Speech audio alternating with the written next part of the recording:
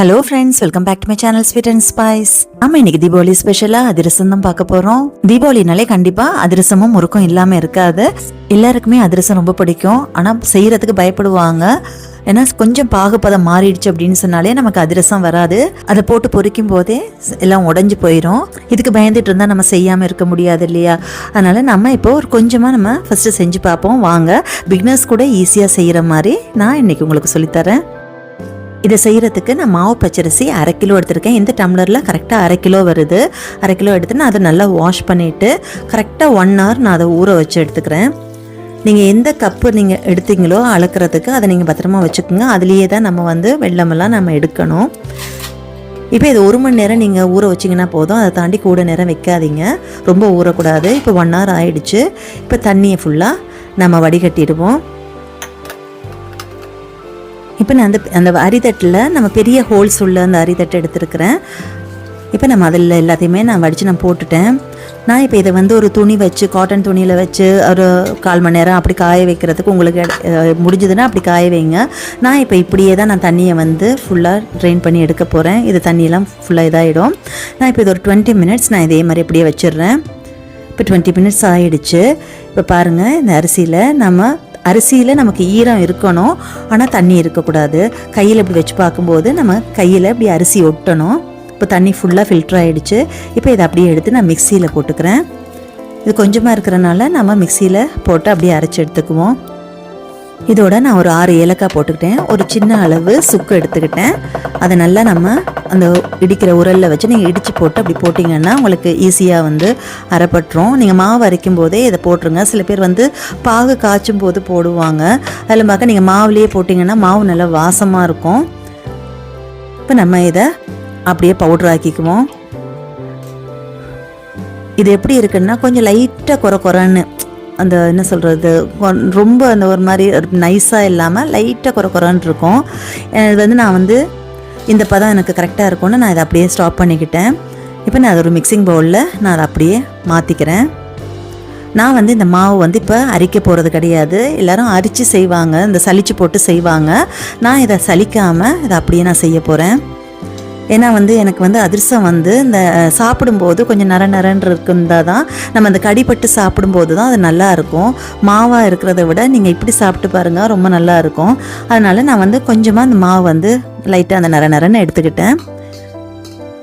இப்போ நம்ம அந்த மாவை கையால் நல்லா அந்த கட்டி முட்டி இல்லாமல் இது பண்ணிவிட்டு நல்லா அந்த பாத்திரத்தில் அப்படி கையால் வச்சு நல்லா ப்ரெஸ் பண்ணி விட்ருங்க. அந்த மாவில் இருக்கிற அந்த ஈரப்பதம் போகக்கூடாது. அதை நல்லா ப்ரெஸ் பண்ணிவிட்டு அதை அப்படியே மூடி வச்சுட்டுங்க.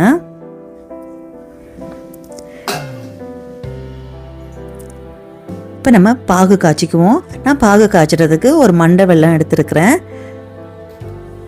இப்போ நமக்கு ரெடிமேடாக ஜாகரி பவுடர் அதெல்லாம் வருது. ஆனால் ஜாகரி பவுடரில் நம்ம பாகு காய்ச்சினோம்னா அந்த பாகு ஒழுங்காக வரமாட்டேங்குது, அந்த பதம் வராது. நீங்கள் இதில் மண்டை வெல்லம் வாங்கி நீங்கள் இதில் செஞ்சுக்குங்க. நம்ம எந்த கப்பில் அரிசி எடுத்தனோ அதே கப்பில் நான் 1 கப் அளவு நான் அரிசி எடுத்தேன். இதில் நீங்கள் 3/4 கப் அளவு நீங்கள் இந்த வெல்லம் எடுக்கணும். இந்த வெல்லத்தை நம்ம கத்தியால் இந்த மாதிரி துருவி போட்டு நீங்கள் உடைக்காமல் நீங்கள் இந்த மாதிரி துருவி போட்டு எடுத்தீங்கன்னா உங்களுக்கு அளவு கரெக்டாக வரும். 3/4 கப் அளவு நான் இந்த வெல்லம் எடுத்துருக்கிறேன். 1 கப் அரிசிக்கு 3/4 கப் வெல்லம், இதுதான் அளவு. நீங்கள் இதில் நீங்கள் எத்தனை நீங்கள் செஞ்சீங்கன்னாலும் சரி, 2 கப் அரிசி போட்டிங்கன்னா இன்னொரு 3/4 கப் போட்டுக்குங்க, 1/2 கப் போட்டுக்குங்க, அவ்வளோதான். இப்போ இதை நம்ம ஃபஸ்ட்டு பாகு காய்ச்சிக்குவோம். நான் இதை அப்படியே கொட்டிட்டேன். இதில் ஒரு 1/2 டம்ளர் அளவு மட்டும் தண்ணி சேர்த்துக்கிறேன்.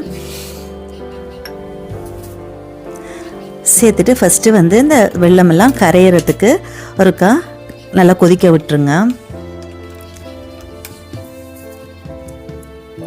எல்லா வெல்லமும் நல்லா அப்படி கரைஞ்சி வரட்டும்.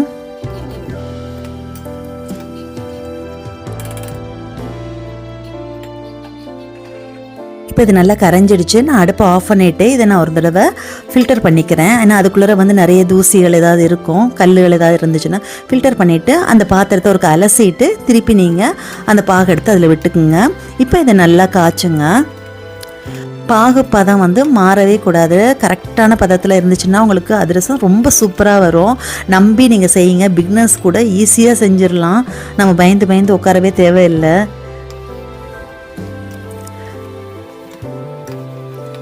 அதை நல்லா அப்படியே வச்சு கிளறிக்கிட்டே இருங்க. உங்களுக்கு ஒரு ஸ்டேஜ் உங்களுக்கு மாறும்போது நமக்கு தெரியும் இல்லையா, அந்த சர்க்கரை பாகு வந்து ஃபஸ்ட்டு தண்ணியாக இருக்கும், அப்புறம் லைட்டாக திக்காகும்.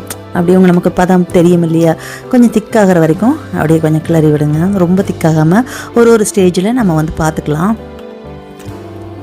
இப்போ நம்ம ஒரு தட்டில் வந்து தண்ணி கொஞ்சம் எடுத்து அப்படி பார்ப்போம். இப்போ எனக்கு இந்த பதம் வந்து சரி வரலை, கரையுது. இப்போ இன்னும் கொஞ்சமாக கொதிக்க விடுவோம். திருப்பி கொஞ்சம் தண்ணி எடுத்து வச்சுருக்கிறேன், திருப்பி அடுத்த பதம் பார்க்குறதுக்கு. இப்போ இதையும் நம்ம பார்ப்போம். இல்லை, இதுவும் நமக்கு சரி வரல, கையில் எடுக்க முடியல. நமக்கு எடுக்கும்போது கரெக்டாக இதாக வரணும், பால் மாதிரி வரணும். இப்போ நான் கொஞ்சம் கொதிக்க வச்சுருக்கிறேன். இந்த பாகு நல்லா கொதிச்சு வெந்துச்சு அப்படின்னு சொன்னாதான் உங்களுக்கு வந்து அந்த கரெக்டான பதத்துக்கு வரும். இப்போ நீங்கள் ஒவ்வொரு தடவை பதம் பார்க்கும்போதும் அடுப்பை வந்து கொஞ்சம் சிம்மில் வச்சுக்கோங்க. ஏன்னா நீங்கள் அந்த பார்க்குற அந்த கேப்பில் வந்து அடுத்த ஸ்டேஜ் போயிடும். இப்போ திருப்பி நம்ம இன்னும் கொஞ்சம் எடுத்து பார்த்துக்குவோம். இப்போ பார்த்தீங்களா, பால் மாதிரி அப்படி அழகாக வந்துடுச்சு. உருட்டுனா அப்படியே உருள்படுது பார்த்தீங்களா. இப்போ இது நல்லா பழுத்த தக்காளி மாதிரி அப்படியே டைங்னு விழுது பார்த்தீங்களா. இந்த மாதிரி இந்த பதம் கரெக்டான பதம். இப்போ நம்ம அடுப்பை ஆஃப் பண்ணிவிட்டு நம்ம அரைச்சி வச்ச மாவை இப்படி கையால் ஒருக்கா நல்லா உதுத்து விடுங்க. கட்டி முட்டி இல்லாமல் நல்லா உதுத்து விடுங்க. ஒரு நீளமாக ஒரு அகப்பை அந்த கிளறதுக்கு ஒரு அகப்பை ஒன்று எடுத்துக்கோங்க. இப்படி கூரை அப்படி இருக்கிற மாதிரி. இல்லாட்டி உங்களுக்கு எது கம்ஃபர்ட்டாக இருக்கோ அந்த மாதிரி எடுத்துட்டு இந்த பாகை சுட சுட அப்படியே ஊற்றி கொஞ்சம் கொஞ்சமாக ஊற்றி அப்படியே கிளறிடுங்க. நமக்கு வந்து இந்த மாவு வந்து ஜாஸ்தியாக இருக்க மாதிரி இருக்கும், பாகு வந்து குறைவாக இருக்கிற மாதிரி இருக்கும். ஆனால் இது ரொம்ப கரெக்டாக இருக்கும். நான் இன்னொன்று சொல்ல மறந்துட்டேன். நான் இந்த பாகுல வந்து கொஞ்சம் அந்த கொதிக்கும் போதே கொஞ்சமாக ஒரு 1/4 ஸ்பூன் போல் உப்பு போட்டேன். ஏன்னா நம்ம செய்கிற ஒரு ஸ்வீட்டுக்கு உப்பு கொஞ்சம் போட்டால் தான் நமக்கு வந்து அந்த ஸ்வீட்டை வந்து தூக்கி கொடுக்கும், நல்லாயிருக்கும். அதனால் கொஞ்சமாக ஒரு 1/4 ஸ்பூன் போல் நான் போட்டு நான் கொதிக்க விட்டேன். இப்போ நம்ம எடுத்த பாகு எல்லாத்தையுமே விட்டுட்டு பார்த்தீங்களா, கரெக்டாக இருக்குது. எக்ஸஸாகவும் ஆகலை, பத்தாமையும் போகலை, கரெக்டாக இருக்குது. எல்லாத்துக்கும் போட்டு நல்லா இந்த மாதிரி கிளறியாச்சு. கட்டி இல்லாமல் நல்லா கிளறி எடுத்துருங்க. நல்லா மிக்ஸ் பண்ணி போட்டு அப்படியே வச்சிருவோம். சைடெல்லாம் நல்லா வலிச்சு விட்டுருங்க. இந்த பதத்தில் தான் இருக்கணும். இப்போ என்னடா கொஞ்சம் தண்ணியாக இருக்கேன்னு யோசிக்காதீங்க. இது நல்லா இப்போ நம்ம வந்து இன்னைக்கு நான் இது மிக்ஸ் பண்ணி வச்சேன் அப்படின்னா இதை நம்ம நாளைக்கு தான் செய்ய போகிறேன். அதனால் இது கரெக்டாக இருக்கும். இதுக்கு மேலே ஒரு ஸ்பூன் நெய் விட்டு இதை நல்லா மேலே ஃபுல்லாக அப்படியே பரவி விடுங்க. ஏன்னா மேலே வந்து காயாமல் இருக்கிறதுக்கு. இது வந்து சூட்டோடு அப்படியே மூடி வைக்கக்கூடாது. இது நல்லா சில்லுன்னா ஆறிடட்டும். ஆறினதுக்கு அப்புறமேட்டு மூடியை போட்டு மூடுங்க. சூட்டோடு மூடினீங்கன்னா மேலே வந்து அந்த ஆவி வந்து தண்ணி பட்டு அது பழுதாக போயிடும். நான் இப்போ இதை அப்படியே ஆற வச்சுட்டு அப்படியே மூடி வச்சிடுறேன். இது நாளைக்கு பார்ப்போம் எப்படி இருக்குன்னு. இப்போ நம்ம ஒரு நாள் ஃபுல்லாக இதை வச்சுட்டு நான் அடுத்த நாள் தான் நான் இதை செய்கிறேன்.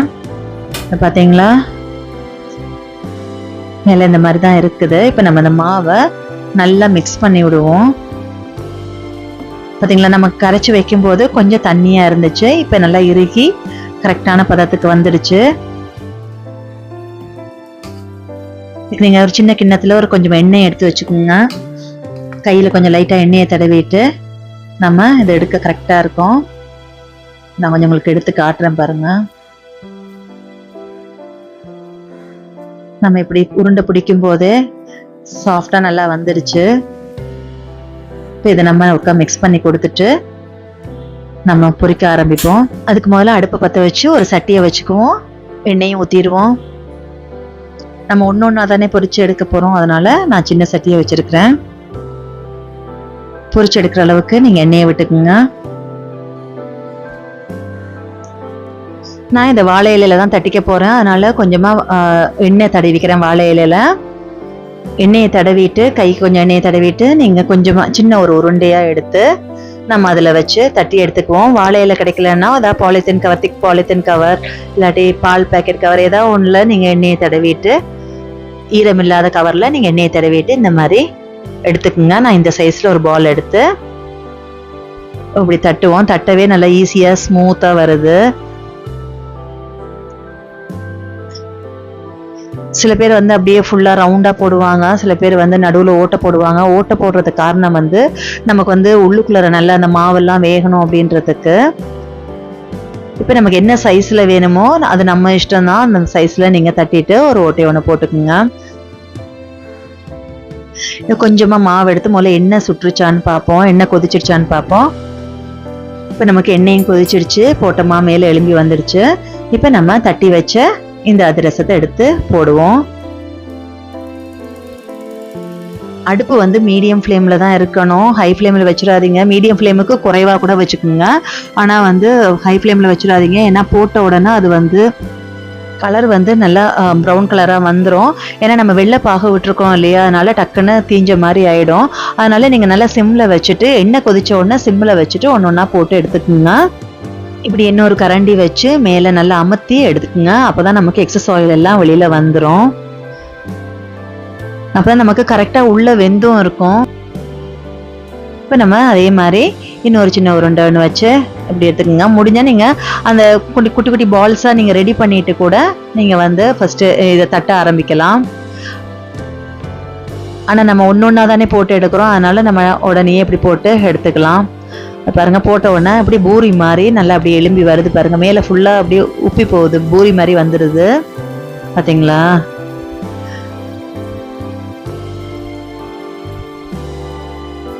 நல்ல கரெக்டான பதத்தில் வந்து செய்கிறதுக்கும் ரொம்ப ஈஸியாக இருக்குது. பிகினர்ஸ் கூட நம்பி செய்யலாம், ஈஸியாக செஞ்சிடலாம்.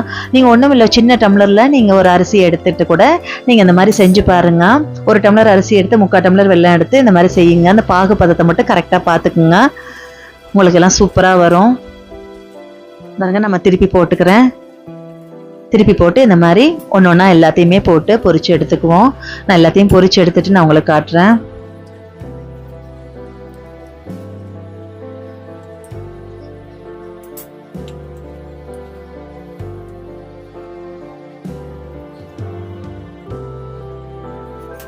இப்படி நடுவில் உங்களுக்கு ஹோல்ஸ் போட பிடிக்கல அப்படின்னா நீங்கள் சும்மா நார்மல் ரவுண்டாக கூட நீங்கள் அப்படியே போட்டு எடுத்துக்கலாம். எக்ஸஸ் ஆயிலை நீங்கள் இப்படி போட்டு நல்லா அமர்த்தி எடுத்துருங்க. சில பேர் வந்து இந்த டிஷ்யூ பேப்பரில் வைப்பாங்க. டிஷ்யூ பேப்பரில் வச்சிங்கன்னா அதிரசம்னா கொஞ்சம் லைட்டாக எண்ணெய் அது ஊறணும், ஊறினா தான் அது நல்லா இருக்கும். அதனால் உங்களால் முடிஞ்ச அளவுக்கு நீங்கள் எக்ஸஸ் ஆயிலை எடுத்துகிட்டு நீங்கள் அப்படியே வச்சுருங்க. டிஷ்யூ பேப்பர் போடாதீங்க, போட்டிங்கன்னா அது வந்து எண்ணெயெல்லாம் இழுத்துடுச்சுன்னா ரொம்ப ட்ரை ஆகிடும். இப்போ நம்ம வந்து மாவு வந்து அந்த சலிக்காமல் அரைச்சிட்டு சலிக்காமல் செஞ்சனால இது வந்து நம்ம சாப்பிடும்போது நரன்னு உள்ளுக்குள்ளார நல்லா இருக்குது. அது கடித்து சாப்பிடும்போது நல்லா இருக்குது. நீங்கள் ஒரு தடவை இதே மாதிரி செஞ்சு சாப்பிட்டு பாருங்களேன், அப்போ நீங்கள் சொல்லுவீங்க எப்படி இருக்குது அப்படின்ட்டு.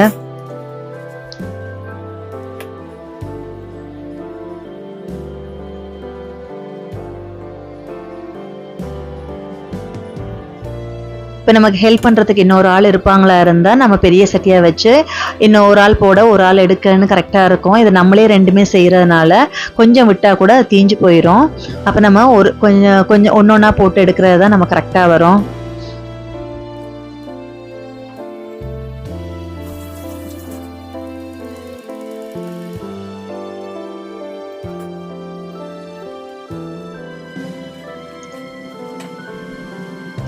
நான் உங்களுக்கு கொஞ்சம் ஃபாஸ்ட்டாக காட்டணும் அப்படின்றதுக்காக நான் கொஞ்சம் உங்களை போட்ட உடனே திருப்புற மாதிரி இருக்குது. நான் நல்லா வேக வச்சு தான் பொறுமையாக தான் எடுக்கிறேன்.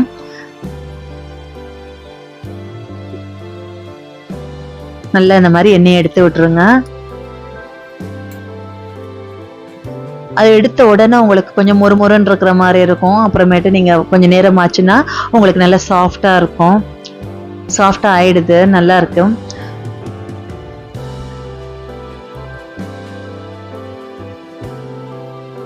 நீங்கள் முதல் நாள் செஞ்சுட்டு அடுத்த நாள் காலமாக கூட நீங்கள் எடுத்து இந்த மாதிரி செஞ்சுக்கலாம். இப்போ இந்த மாதிரி நீங்கள் முன்னாடி மாவு மிக்ஸ் பண்ணி வச்சுட்டிங்கன்னா கூட இது எவ்வளோ நாள் ஆனாலும் இது கெட்டும் போகாது.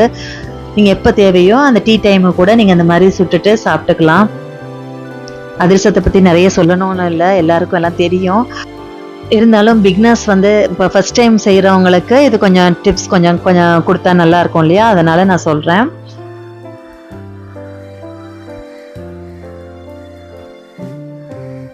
இது ரொம்ப பெரிய வேலையாகவே எனக்கு தெரியலை. ஆனால் அதிரசம் செய்கிறோன்னா ரொம்ப பெருசாக சொல்லுவாங்க எல்லாரும், கொஞ்சம் ஏஜ் ஆளுங்கள்லாம் ரொம்ப இது பெருசாக சொல்லுவாங்க, ஐயோ அது செய்கிறது பெரிய வேலை, பாகு வராது அது வராதுன்னு. ஆனால் எனக்கு அது அப்படி தோணவே இல்லை. ரொம்ப ஈஸியாக இருந்துச்சு, எனக்கு போடும்போது ஜாலியாக இருந்துச்சு. நீங்களும் ஒரு தடவை சும்மா ட்ரை பண்ணி பாருங்கள். இதே தான் ரிப்பீட்டடாக நம்ம செய்ய போகிறோம். இருக்கிற மாவு எல்லாத்தையும் இந்த மாதிரி பொரிக்க போகிறோம்.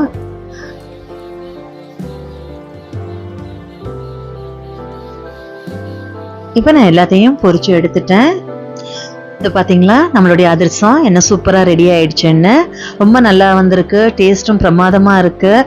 ஸோ நம்மளுடைய அந்த சுகர் இது அளவு எல்லாமே பர்ஃபெக்டாக வந்திருக்கு. பிக்னஸாக இருந்தால் கூட ரொம்ப ஈஸியாக செய்கிற மாதிரி தான் நான் சொல்லியிருக்கிறேன். கண்டிப்பாக இதை மிஸ் பண்ணாமல் செய்யுங்க. இந்த தீபாவளிக்கு நீங்களும் அதிரசம் சுட்டு சாப்பிடுங்க. உங்களுக்கு இந்த வீடியோ பிடிச்சிருந்துச்சுன்னா உங்கள் ஃப்ரெண்ட்ஸ் அண்ட் ஃபேமிலிஸோடு ஷேர் பண்ணிக்கோங்க. அண்ட் மறக்காமல் என்னுடைய அடுத்த வீடியோஸை பார்க்குறதுக்கு என்னை லைக் பண்ணி சப்ஸ்கிரைபும் பண்ணிக்கோங்க. தேங்க்ஸ் ஃபார் வாட்சிங் ஸ்வீட் அண்ட் ஸ்பைஸ்.